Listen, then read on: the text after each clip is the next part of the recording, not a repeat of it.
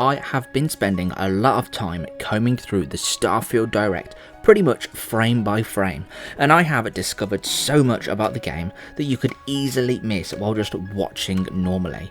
I've already made a couple of videos on Starfield, including everything that we know about character backgrounds. For this video, we are going to be taking a deep dive into all things skills and perks, viewing just about everything that Starfield has to offer as you upgrade your character. Let's get into it. Also, headshot that subscribe button and help me reach my new goal of 1,400 subscribers. So, in a previous video about backgrounds, we saw that each background comes with 3 starting skills that are contextually connected to that background. We noticed that the skill icons came in different shapes and colours, and this wasn't to make it look pretty. In Starfield, skills are split up into 5 distinct categories: physical, social, combat, science, and tech, or as I like to call them, pskst. I'm sure that'll catch on. There are around 16 to 18 perks per skill tree, meaning there are approximately 85 skills to learn and hone your character. Plus, each of these skills can be upgraded 5 times to increase their effectiveness. Unbelievably, we get to very quickly take a peek at every skill that will be in the game when it launches. And even more unbelievably, there are a handful of frames that, if you pause just at the right moment, you can hit a goldmine of information. With that said, I'm going to go through a bunch of skills as concisely as I can in the order that they show us. Some skills we can view in great detail, noting the evolving icons as we upgrade our character, while some skills only have their icon shown, meaning that we have to employ our powers of deduction and speculation. Starting off in the tech skill tree, it quickly becomes apparent that this skill tree focuses on ship upgrade and modifications alongside a few extras like jetpacks and lockpicking. But we're getting ahead of ourselves. Firstly, let's look at the robotics skill. It explains that this skill will allow for the use of autonomous turrets in a combat capacity. I can see this skill also allowing us to hack or take over enemy turrets to gain that sudden tactical advantage.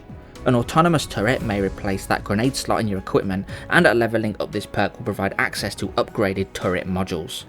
Perhaps you'll start with a simple machine gun, but will soon be deploying a flamethrower or Gauss cannon. Alternatively, upgrading may just increase the number of robots and turrets that you can control at any one time. Next, we get a glimpse of the payload skill. Personally, from looking at the icon alone, I would have assumed that this was something to do with missiles or torpedoes. And as a missile can sometimes be referred to as a payload, and so perhaps there is a chance that more heavy offensive weaponry will actually use up some of the cargo space available. Essentially though, I believe that this skill is the spaceship version of improving your carry capacity or carry weight. Perhaps some special items require a certain payload's rank in order to be stored on your ship. Who knows? Time will tell. The next skill we see is the security skill, which we were able to learn plenty about during my video on backgrounds, as this was a starting skill for both cyberneticists and cyber runners. Simply, this is your lock-picking skill. The higher the skill, the more doors, caches and hidden rooms you'll be able to unlock. New to Bethesda's lockpicking mechanic, you'll now have the opportunity to auto-attempt a lock, although this may come at the cost of less XP if it is successful. We actually get a sneaky look at the new lockpicking minigame in action. It's also worth noting that every time you increase the rank within a perk, the icon evolves to indicate your increased proficiency in the skill at hand. Anyway, back to the skills. The first of many social skills to explore starts off with the intimidation skill, where we can learn quite a lot.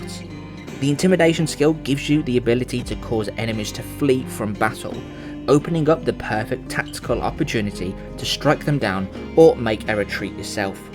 This skill is seen in Skyrim as illusion magic known as fear, causing enemies up to a certain level to run away from you absolutely terrified. Initially, this will only work on NPCs at or below your level, but by the time you have the intimidation skill maxed out, enemies 20 levels above you will flee for a considerable time. For the fourth skill that we are shown, we are moving to the physical skill tree, where we can begin to learn about a returning game mechanic, infections. Present in both the Elder Scrolls and Fallout games, infections are essentially status afflictions that lower or limit your attributes.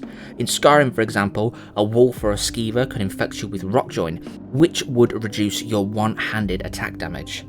The skill at hand linked to this is the decontamination skill, which will allow you to have the chance to naturally heal from any infections that you contract, rather than affecting you endlessly until you find a doctor. These next few skills are highlighted for about 2 frames of this entire 45-minute gameplay presentation, so you're definitely forgiven if you miss them. The first skill we glimpse is the martial arts skill in the physical skill tree. With only a name to go on, I would speculate that this has something to do with melee combat, either unarmed or with a blunt or sharp weapon. I think this may unlock the ability to perform higher damage combos with melee weapons. Perhaps you can swing your weapon or your fists quicker thanks to years of martial arts training and discipline. Going back over to the social skill tree, the instigation skill is highlighted momentarily. I think this may give your character the ability to turn an enemy onto their allies for a short time. Similar to the Fury/Frenzy spell from Skyrim, it might be possible to instigate a fight between 2 enemies. The ranking for this skill, provided that I'm correct, should allow you to eventually instigate higher level enemies for longer periods of time. Next up, the adjacent skill is leadership, which is likely going to be a go-to skill for players that like others to do the fighting for them. Whilst this skill won't directly affect combat, it will provide a noticeable increase to the speed at which companions gain affinity from tagging along with you. By sprinting around the Milky Way with your favourite buddies, you'll unlock bigger and better boosts to affinity gain, more quickly unlocking the coveted companion quests. The final skill on the third tier of the social skill tree is the outpost management skill. Not only does this infer that outpost building is going to be taken seriously in Starfield, it also opens up the option to become a business mogul of the stars, or perhaps a space-age landlord. As you rank this skill, it is likely that you'll gain access to more outpost components, in turn providing more tasks to set your labouring companions to get on with. For our first foray into the combat skill tree, we get a glimpse at the marksmanship skill. As the name would suggest, this skill will improve long-range weaponry, like sniper rifles, something that I am very excited about. And ranking up will provide an increase to damage and overall proficiency with this type of weaponry. Maybe this skill increases lock-on capabilities or unlocks more deadly long-range weaponry. Ultimately, it's all speculation. Next in the combat skill tree, we have the rather self-explanatory rapid reloading skill. The higher the rank, the quicker you'll be able to reload and switch weapons. Ideal for any player that regularly finds themselves in a pinch, or if you are like me and you compulsively reload, then you might want to invest a few skill points here. Another combat skill that I'll be beelining towards is, unsurprisingly, the sniper certification skill. My guess is that not only will this reduce scope sway and increase overall damage, I think this will also improve the critical hit multiplier for snipers, as well as act as a barrier in which the most powerful snipers can be wielded. The fourth combat skill on this list, we have the rather ambiguous targeting perk. Now, as far as I'm aware, there is no VATS system like we have seen in the latest Fallout games. This leads me to think that this is another spaceship-oriented skill that allows you to target specific components of an enemy ship during a dogfight. This creates the opportunity to leave a ship dead in the water, metaphorically of course, giving you the chance to go full pirate and loot both the ship and its inhabitants. Equally, this is also a good surefire way to bag yourself a new vessel for your fleet. Moving on to our first science skill, we will be looking to improve our character's ability to explore and discover the world around them as effectively as possible. And it's safe to say that the astrophysics perk, or skill, is certainly achieving this.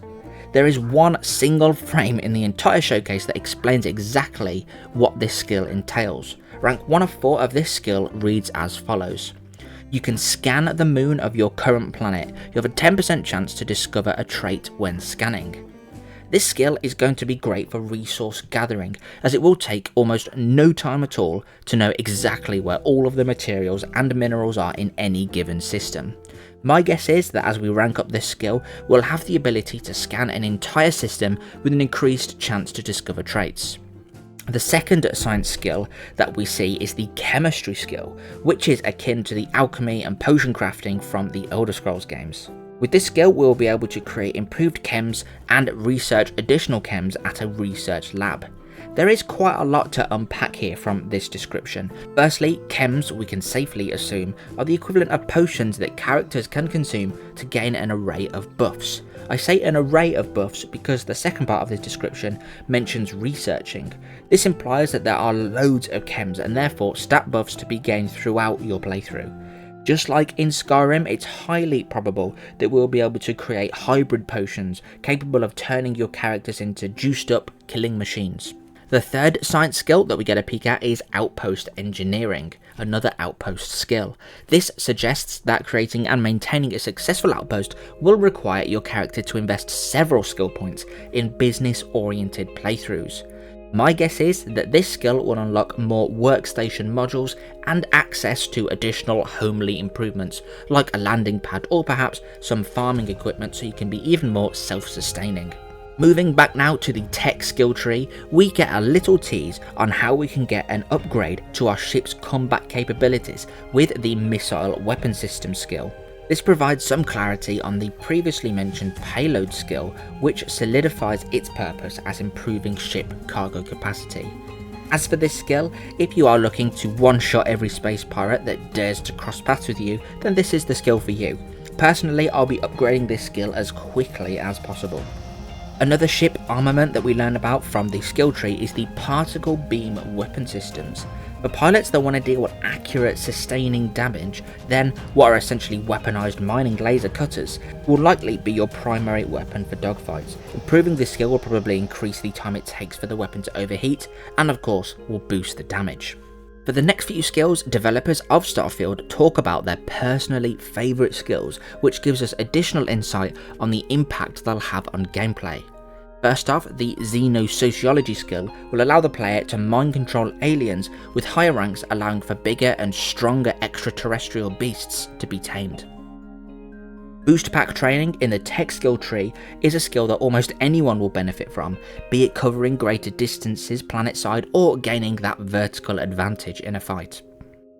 One developer mentions maxing out their physical skill tree to be able to unlock neurostrikes, which seems to massively amplify the damage of punching enemies.